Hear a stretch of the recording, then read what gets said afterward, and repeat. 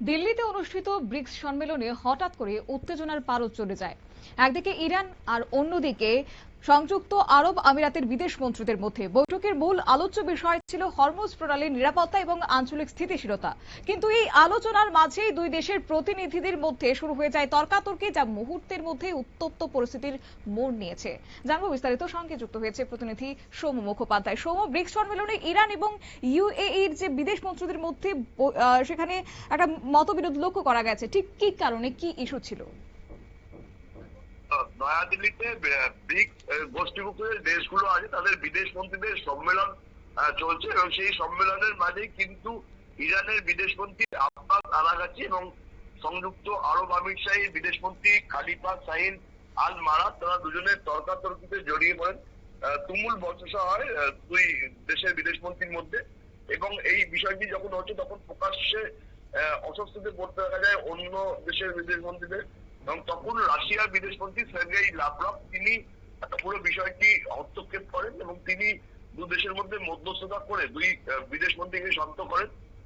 এরপরেই ইরান এবং সংযুক্ত আরব আমিরশাহী প্রতিনিধিকে পাশে বসিয়ে হরমুজ প্রণালী সম্বন্ধে কঠোর বার্তা দেয় ভারত। কোন দেশের নাম উল্লেখ না করে হরমুজের স্থিতিশীল পরিস্থিতি নিশ্চিত করার বিষয়টি তিনি বলেন। এস জয়শঙ্কর, দেখো, মূলত ব্রিক্স এর প্রাথমিক সদস্য দেশগুলোর বিদেশ মন্ত্রী যারা রয়েছেন, ভারত, ব্রাজিল, রাশিয়া, চীন এবং দক্ষিণ আফ্রিকা, তাদের বিদেশ মন্ত্রীদের সঙ্গে আলোচনা চলছিল। পাশাপাশি 2024 সালে মিশর, ইথিওপিয়া, ইরান সংযুক্ত আরব আমিরশাহী জোটে যোগ দেয় এবং 2025 সালে ব্রিক্সে যুক্ত হয় ইন্দোনেশিয়া। এবছর ভারতে সেই জোটের সম্মেলন আয়োজন করা হয়েছে। তার আগে বিদেশ মন্ত্রীদের সম্মেলন হচ্ছিল এবং সেইখানে দাঁড়িয়েই কিন্তু তেহরান এবং আবুধাবির মধ্যে যে খারাপ সম্পর্ক, সেটা আমার একটা স্পষ্ট হয়ে গেল। এবং এখানে বৈঠকেই কিন্তু দুজনের মধ্যে একে অপরের যে পশ্চিম এশিয়ায় যুদ্ধ পরিস্থিতির সময় একে অপরকে আক্রমণ করছিল, সেই বিষয়টি উঠে আসে এবং এই বিষয়টি নিয়ে পারস্পরিক সম্পর্কের যে অবনতি হয়েছে সেই বিষয়টি তর্কাতর্কির মধ্যে ফুটে ওঠে। তখনই রাশিয়ার বিদেশ মন্ত্রী সার্গেই লাভরভ তিনি বিষয়টিকে থামান এবং এরপরেই ভারতের বিদেশ মন্ত্রী তিনি জানান যে পশ্চিম এশিয়ার পরিস্থিতি, হরমুজ প্রণালী, লোহিত সাগরের নিরাপত্তা, সামুদ্রিক স্বাধীনতা এবং জ্বালানি সরবরাহের বিষয়টি নিয়ে নয়াদিল্লি গভীরভাবে উদ্বিগ্ন।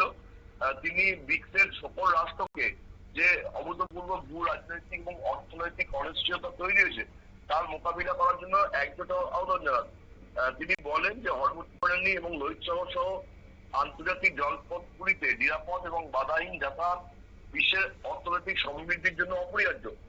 যদি কেউ সেটাকে আটকানোর চেষ্টা করে তাহলে কিন্তু সবাইকে তার বিরুদ্ধে রুখে দাঁড়ানোই উচিত।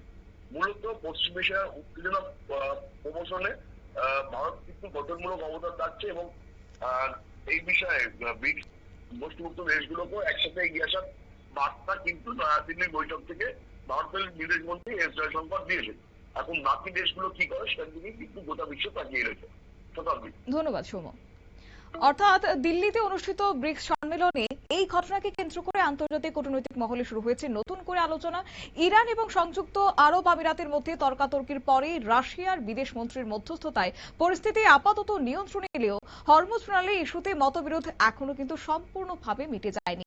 তবে বিশ্ব অর্থনীতির অন্যতম গুরুত্বপূর্ণ এই সামুদ্রিক পথকে ঘিরে ভবিষ্যতে উত্তেজনা কোন দিকে মোড় নেবে সেদিকে এখন তাকিয়ে রয়েছে আন্তর্জাতিক বিশেষজ্ঞ মহল। নিয়ে নিচ্ছি ছোট্ট একটি বিজ্ঞাপন বিরতির, সঙ্গে থাকুন।